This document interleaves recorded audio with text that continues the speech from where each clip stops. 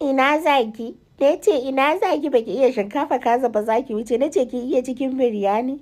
Na ce kin iya abincin larabawa.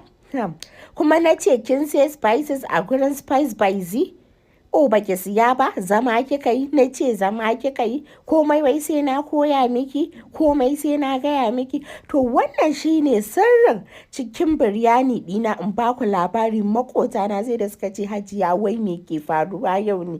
Wani ƙamshi ya balbale mana hanci. Kun gane ai? Na ce kun gane ai, ba sai dai na ƙara wani bayani ba. To maza maza ki je ki yi mata magana, saboda wallahi wannan azumin idan kika yadda a gidanki ba ki da Spice by Z, to wallahi an baro ki a baya.